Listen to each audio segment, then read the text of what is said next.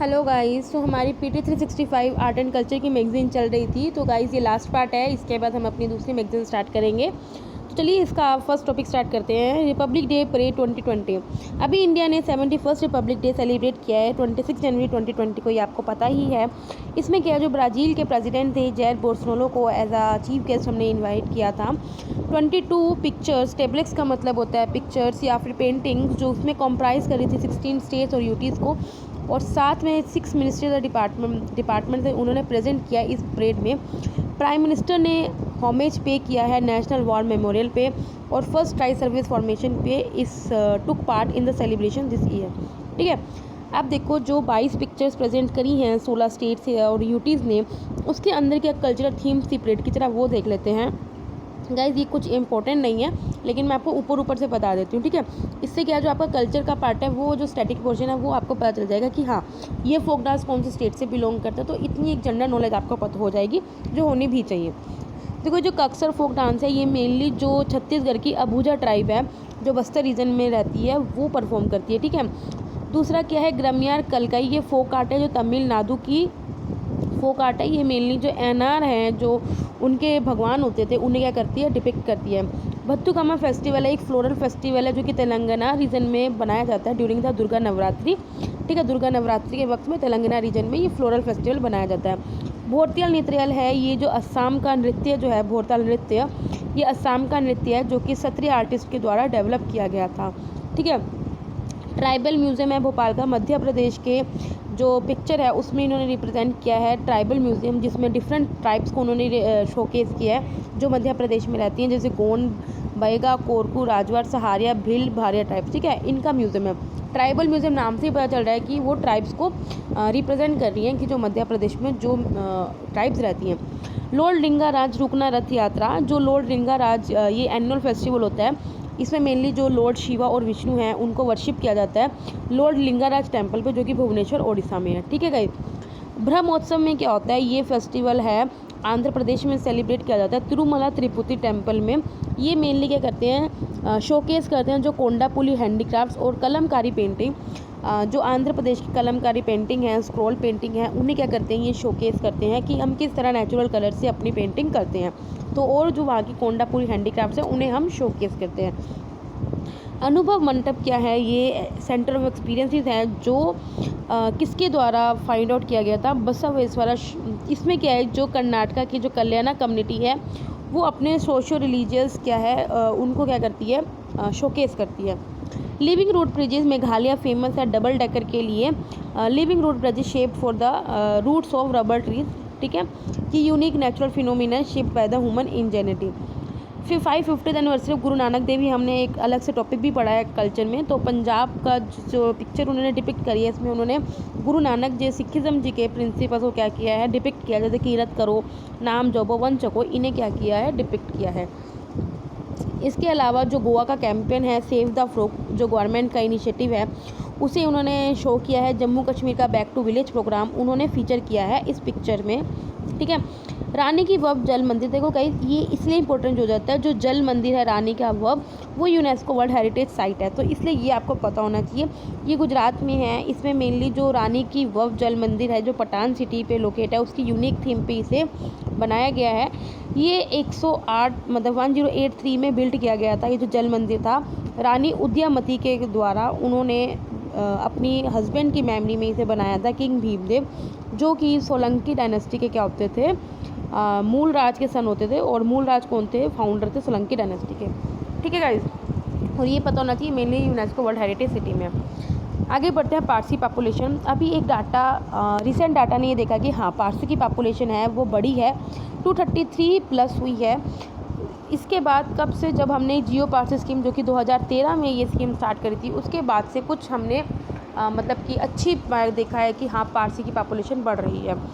अभी क्या है, जो पॉपुलेशन ऑफ पारसीज है, एक जो नोटिफाइड माइनॉरिटी कम्युनिटी है हमारे national commission of minority act के अंदर, उसमें ये देखा गया है जो 1941 में जो पारसीज की पॉपुलेशन 1,14,000 होती थी, वो 2011 में रह के 57,264 हो गई है। इस वजह से हमने इनके पार्सीज की पॉपुलेशन को बचाए रखने के लिए ये स्कीम लॉन्च करी थी। जियो पारसी स्कीम को हमने 2013 में लॉन्च किया था। इसका एम यही था जाकि जो पारसी पॉपुलेशन जो डिक्लाइन हो रही है हम उन्हें क्या कर सकें, प्रिवेंट कर सकें।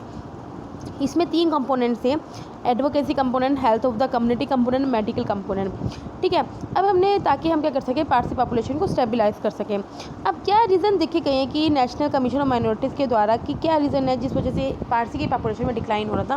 तो ये देखा गया है कि या तो वो लोग मैरिज नहीं करते थे या फिर लेट मैरिजेस कर रहे थे, फर्टिलिटी डिक्लाइन हो रहा था, एमिग्रेशन मतलब कहीं और कंट्री में चले जाना।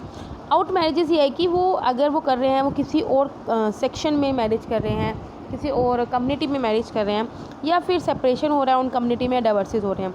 पारसीज़ क्या हैं, पारसी देखो जोरोस्ट्रियंस बोलते हैं, ये प्रोफेट जोरोस्टर को मानते हैं जो कि एंशिएंट ईरान में थे। इस रिलीजन में फायर और क्लीन वाटर को एज अ रिचुअल प्योरिटी को एजेंट्स मानते हैं। ये इंडिया में एमिग्रेट हुए थे 8th सेंचुरी में to avoid religious prosecution by Muslim. ये जो पारसीज़ हैं मेनली मुंबई में रहते हैं या पाकिस्तान के कराची रीजन में या कर्नाटका के बेंगलोर रीजन में रहते हैं। नेक्स्ट चलते हैं कोदवास कम्युनिटी ऑफ कुर्ग। अभी क्या सेंट्रल गवर्नमेंट ने डिसाइड किया है कि जो कोदवास की कम्युनिटी है हम उन्हें फायर आर्म्स के लिए जो लाइसेंस लेना होता है उसे एग्जेम्प्ट करेंगे, जैसे pistols, revolvers, double barred shotgun. अभी जो एग्जाम्पशन दिया है उन्हें for obtaining licence for firearms वो कब तक दिया, 10 साल के लिए दिया, अगले 2029 तक। देखो कुर्ग की सिर्फ ये कोडवास कम्युनिटी है जो अपने पास फायर आर्म्स रख सकती है विदाउट ऑब्टेनिंग लाइसेंस। ठीक है, तो इन्हें 10 साल की और क्या दे दी, एग्जाम्पशन दे दी है, छूट दे दी है। कोदवास क्या है, ये मैरिटल कम्युनिटी है कुर्ग की, ये कर्नाटका में रहती हैं। एक्चुअली ये वर्शिप ही वेपन्स को करते हैं काली बोध फेस्टिवल में, और ये सिर्फ कम्युनिटी है हमारी कंट्री में, सिर्फ ओनली कम्युनिटी जो कि लाइसेंस लेने से एग्जेम्प्टेड है जाता है अपनी क्योंकि इन्होंने कंट्री के डिफेंस सेक्टर में बहुत ज़्यादा कंट्रीब्यूट किया है। इवन कुर्ग को लैंड ऑफ द जनरल्स भी बोला जाता है। और इस कम्युनिटी की अनदर जो डिस्टिंग्विश्ड कैरेक्टरिस्टिक है कि ये वुमेंस को बहुत ज़्यादा हाई स्टेटस देते हैं, और यहाँ पे कोई भी चाइल्ड मैरिज ऐसे कोई प्रिवेलेंट नहीं है, डाउरी यहाँ पे बिल्कुल फॉरबिडन है, विडो री मैरिज को भी काफ़ी प्रिवेलेंट है यहाँ पे। और भी जो फेस्टिवल्स हैं ये जो कोदावास कम्युनिटी क्या है कम्युनिटी सेलिब्रेट करती है, जैसे पुटारी, इसमें क्या करते हैं जो फर्स्ट हार्वेस्ट होता है पुटारी पैडी का उसे सेलिब्रेट किया जाता है, और एक कावेरी संक्रमण। ठीक है, तो ये कुछ फेस्टिवल है जो आपको पता होना चाहिए। मेन इनका केलफोर्स फेस्टिवल है जहाँ पे ये वेपन्स को वर्शिप करते हैं। आगे चलते हैं, pashmina products receive BI certification. अभी जो रिसेंटली जो ब्यूरो ऑफ इंडियन स्टैंडर्ड्स हैं उन्होंने जो पश्मीना प्रोडक्ट की प्योरिटी को सर्टिफाई करने के लिए उन्हें क्या किया है, BS सर्टिफाई कर दिया है। जो अब ये पश्मीना जो प्रोडक्ट आता है वो आता कहाँ से है, लद्दाख में पश्मीना गोट है जिसे हम चंगथांगी भी बोलते हैं, वो इस गोट की जो ब्रीड है उससे ये हमें स्पेशल पश्मीना प्रोडक्ट मिलता है। इन्हें पाला जाता है ताकि उनसे जो अल्ट्रा फाइन वूल है हम उन्हें ऑब्टेन कर सकें, और इन्हें पश्मीना बोलते हैं एक बार जब इसको सिल जाता है। इस टेक्सटाइल को सारा हैंड्सपन होता है, हाथ से सिया जाता है, और ये कश्मीर में ही पहली बार वूवन हुई थी। जो नोमैडिक पश्मीना हर्ड्स है, मतलब कि जो इन्हें मतलब कि पालते हैं, इन बकरियों को पालते हैं नोमैडिक है बंजारे, उन्हें हम छंगपा बोलते हैं। ये मेनली कहाँ पे रहते हैं, छंगथंग में रहते हैं। होस्टाइल मतलब कि वहाँ का जो एनवायरनमेंट है वो इतना फेवरेबल नहीं होता, बहुत ज़्यादा ठंड होती है, तो ऐसे हार्ड एनवायरनमेंट में वो रहते हैं, और ये अपने लाइवलीहुड के लिए सिर्फ पश्मीना पे ही डिपेंडेंट होते हैं। ठीक है गाइज, आगे बढ़ते हैं। Travel and tourism competitiveness index. अभी क्या है, इंडिया ने मतलब कि इम्प्रूव किया है अपना ट्रैवल एंड टूरिज़्म इंडेक्स पे, और इसका रैंक अब 34 हो गया है। मतलब कि पिछले साल इसका रैंक 40 होगा, तो अभी ये 6 प्लेसेस इसने क्या किया है, इम्प्रूव किया है, तो रैंक 34 हो गया world travel and tourism competitiveness index 2000। पहली बात आपको पता होना चाहिए किसके द्वारा पब्लिश किया गया, that is the world economic forum. ये 140 कंट्रीज़ को क्या करती है, कवर करती है। इसमें ये देखती है कि भी किस तरह से हर कंट्री में ट्रैवल और टूरिज़्म का सेक्टर क्या कर रहा है, प्रमोट हो रहा है, किस तरह से वहाँ पे डेवलपमेंट हो रही है, और इसी तरह से वो कंट्रीज़ की कॉम्पिटिटिवनेस को क्या करती है, मेज़र करती है। मिनिस्ट्री ऑफ टूरिज़्म ने काफ़ी स्टेप्स लिए हैं जिससे हम अपना टूरिज़्म इंफ्रास्ट्रक्चर को अच्छा बना सकें और टूरिस्ट को क्या कर सकें, हम अट्रैक्ट कर सकें। जैसे आप देख लो, Swadesh Darshan, integrated development of theme based tourist circuit, या एक प्रसाद स्कीम आई थी, heritage augmentation drive, iconic tourist site, adopt a heritage, अपनी धरोहर अपनी पहचान एक्सेट्रा। ये सब कुछ प्रोग्राम थे जो मिनिस्ट्री ऑफ टूरिज़्म ने मतलब कि टूरिज़्म को अट्रैक्ट करने के लिए क्या किया है, लिए हुए हैं। अब ब्यूरो ऑफ इंडियन स्टैंडर्ड्स देख लेते हैं। जो ब्यूरो ऑफ इंडियन स्टैंडर्ड है, ये नेशनल स्टैंडर्ड बॉडी है इंडिया की, जो हमने BIS एक्ट 2016 के अंडर डेवलप करी थी। इसका काम यही है कि गुड्स की या जो मतलब कि गुड्स हैं उनको क्या कर सके, मार्क कर सके, ताकि उनकी क्वालिटी सर्टिफाइड रहे और उनका स्टैंडर्ड मेंटेन रहे। BIS का यही है कि वो बेनिफिट कहाँ प्रोवाइड करता है, हमारी नेशनल इकोनॉमी को इन अ नंबर ऑफ वेज। क्या करता है, हमारे हेल्थ स्टैंडर्ड्स को, अगर आपने किसी भी प्रोडक्ट को BIS सर्टिफाइड कर दिया है, इसका मतलब उसकी क्वालिटी सेफ़ है, उसका मिनिमम हेल्थ हज़ार्ड्स है कंज्यूमर से, एक्सपोर्ट उसके प्रमोट हो गए, ऑफ कोर्स इंपोर्ट्स का सब्स्टिट्यूट होगा, कंट्रोल होगा over proliferation of varieties etcetera. ठीक है, इसे हम जो BIS है, इससे पहले हम इंडियन स्टैंडर्ड इंस्टीट्यूशन भी बोलते थे। देखो ये गाइस, ये बहुत इंपॉर्टेंट बात है, जो ब्यूरो ऑफ इंडियन स्टैंडर्ड्स है वो किस मिनिस्ट्री के अंडर आता है, ministry of consumer affairs, food and public distribution के अंडर आता है। और ये नेशनल स्टैंडर्ड बॉडी है, मतलब कि ना ये कोई स्टैट्यूटरी बॉडी है, ना ये कोई कॉन्स्टिट्यूशनल बॉडी है, तो ये आपको पता होना चाहिए। आगे बढ़ते हैं, गवर्नमेंट ने क्या इनिशिएटिव लिए हुए हैं टूरिज़्म को प्रमोट करने के लिए, जरा ये पढ़ लेते हैं। डिजिटल भारत, डिजिटल संस्कृति, ये जो यूनियन मिनिस्टर हैं state of culture and tourism के, उन्होंने रिसेंट किया था एक पोर्टल किसका, centre for cultural resources and digital training. उसमें इन्होंने डिजिटल भारत, डिजिटल संस्कृत और साथ में एक CCRT का यूट्यूब चैनल क्या किया था, सेटअप किया था, ताकि ये है कि इंडिया को हम एक डिजिटल पिनैकल पे ले सके जा सकें और अपने इंडियन कल्चर को क्या कर सकें, प्रमोट कर सकें। ठीक है, तो इसमें क्या है, CCRT ने क्या करा था, एक NGO के साथ क्या किया था, कोलैबोरेट किया था, that is roots to roots, ताकि हम क्या कर सकें, जो CCRT के रीजनल सेंटर्स हैं उन्हें क्या कर सकें, हम कनेक्ट कर सकें। इंडियन कल्चर पोर्टल, ये मिनिस्ट्री ऑफ कल्चर के द्वारा लॉन्च किया हुआ है इंडियन कल्चर वेब पोर्टल। ये पहला गवर्नमेंट ऑथराइज्ड वेब पोर्टल है, जिसमें जो हमारे नॉलेज है या कल्चर रिसोर्सेज हैं जो मिनिस्ट्री ऑफ कल्चर के, उन्हें क्या किया जाएगा, एक सिंगल इस प्लेटफॉर्म पे क्या किया जाएगा, अवेलेबल कराया जाएगा। ठीक है, ये जो पोर्टल है डेवलप किसके द्वारा किया गया, IIT बॉम्बे के द्वारा डेवलप किया गया है, और साथ में Indira Gandhi national open university के द्वारा इसमें क्या किया जाएगा, डाटा सारा डाला जाएगा। ठीक है, जो प्रोजेक्ट है ये प्राइम मिनिस्टर का जो डिजिटल इंडिया इनिशिएटिव है उसका पार्ट है। इसमें क्या होएगा, जो हमारा कल्चर है, टेंगिबल या इनटेंगिबल कल्चर हेरिटेज है इंडिया का, वो सारी नॉलेज क्या आएगी, इस प्लेटफॉर्म पे प्रोवाइडेड की जाएगी। इसमें क्या जो कंटेंट अवेलेबल होगा वो डिफरेंट फॉर्म में होगा, मतलब बुक्स के फॉर्म में भी है, ई-बुक्स में भी, वर्चुअल गैलरीज होंगी, मतलब कि आप इसमें जाके एल्बम देख सकते हो अलग अलग, मतलब कि जैसे अगर आपने अजंता एलोरा केव देखना तो वहाँ की आपको गैलरीज की फ़ोटोज़ दिखाई जाएंगी। इंडियन नेशनल बिब्लियोग्राफिक को साइन होगी, यूनेस्को वर्ल्ड हेरिटेज साइट दे सकते हो, इंडिया के जो म्यूजिकल इंस्ट्रूमेंट्स हैं वो सब आप इसमें देख सकते हो। जो इस वेब पोर्टल पे जो कंटेंट फ़िलहाल में जो अवेलेबल है वो इंग्लिश और हिंदी लैंग्वेज में है, लेकिन अभी ये देखा जा रहा है, विज़न है कि हाँ अभी हम इसको एक्सपेंड करेंगे रीजनल लैंग्वेजेस में भी फ्यूचर में। ठीक है guys, zonal cultural centres, ministry of culture ने 7 जोनल कल्चरल सेंटर्स खोले हैं अक्रॉस द कंट्री। कहाँ पे, Patiala, Udaipur, Allahabad, Kolkata, Dimapur, Nagpur and Thanjavur.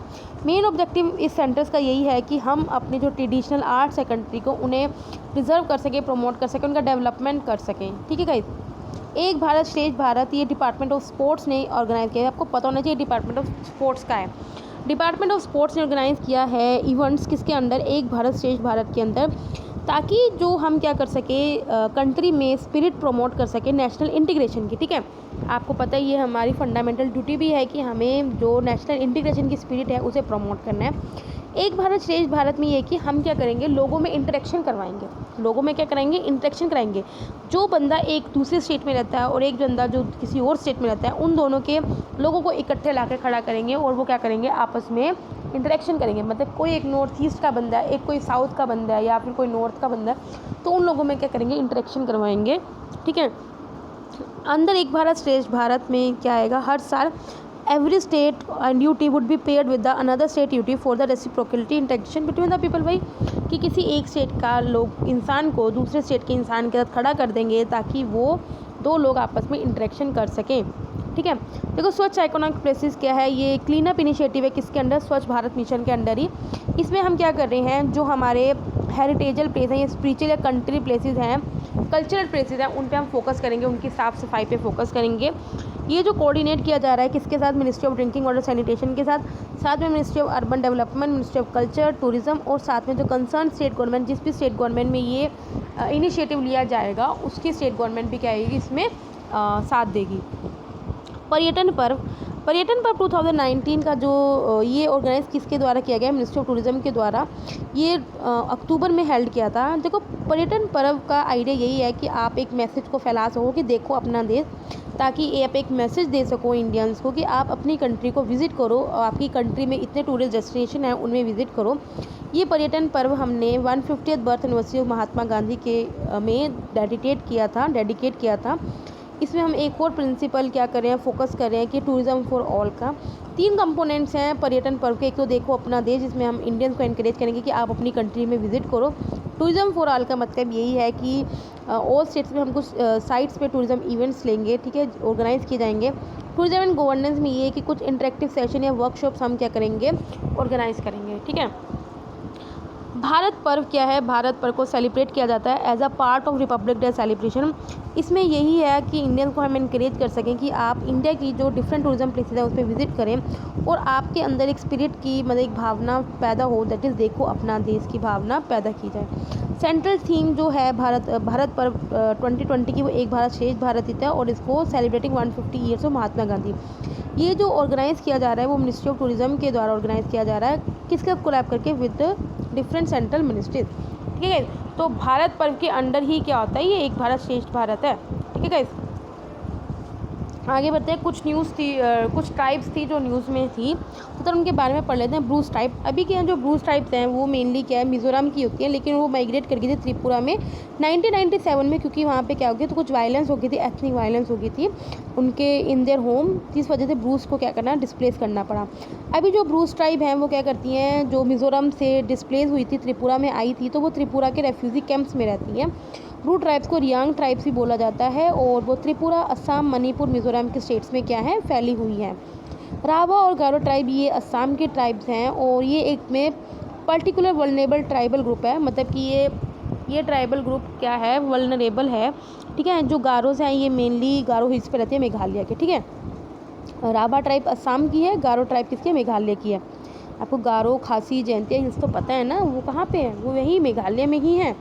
Juang tribe किसकी है, ये उड़ीसा की ट्राइब है, ये भी पर्टिकुलर वल्नरेबल ट्राइबल ग्रुप है, ये आपको पता होना चाहिए, ठीक है। इनका जो मेजर ऑक्यूपेशन है वो shifting, cultivation, hunting and food gathering, ये इनका मेन ऑक्यूपेशन है। असुर ट्राइब है, ये भी एक particular tribal vulnerable tribal group है, ये झारखंड में है।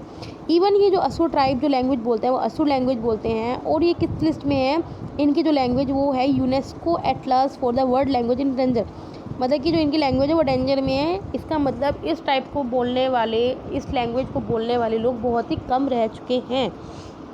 कोरकू ट्राइब्स किसकी है, कोरकू ट्राइब मेनली मध्य प्रदेश और छत्तीसगढ़ के खांडवा, बुरहानपुर, बैतूल, छिंदवाड़ा डिस्ट्रिक्ट्स में रहती हैं, जहाँ पे मेघला टाइगर रिजर्व महाराष्ट्र का ज्वाइन होता है उसके एरिया में ही रहते हैं। ये भी कोरकू लैंग्वेज बोलते हैं और जो कोरकू लैंग्वेज है ये भी यूनेस्को के Atlas of world language in danger में है, ठीक है। जो कोरकू ट्राइब्स हैं ये एग्रीकल्चरिस्ट बहुत अच्छे होते हैं और ये पोटैटो और कॉफ़ी का कल्टीवेशन में बहुत एक्सपर्ट होते हैं। तो गाइस ये आपको पता होना चाहिए, जो ट्राइब स्पेशली जो पर्टिकुलर वल्नरेबल ट्राइबल ग्रुप में आते हैं उनके बारे में पता होना चाहिए, और जिनकी लैंग्वेज क्या है यूनेस्को वर्ल्ड लैंग्वेज डेंजर में है उनके बारे में आपको पता होना चाहिए, ठीक है। तो यहीं पे ये इसमें से जो क्वेश्चन इंपॉर्टेंट बनता है वो यही बनता है, ठीक है गाइस। तो ये हमारी आर्ट एंड कल्चर की जो मैगजीन थी पूरी तरह से कंप्लीट हो गई है। अगर आपको अच्छी लगे तो आप इसे लाइक करना, बाकी अगर आपको लगता है कोई और मैगजीन स्टार्ट करनी है तो आप मुझे कमेंट कर दो, वरना मैं कल से इकोनॉमी स्टार्ट करूँगी। तब तक के लिए bye bye, tata, thank you guys.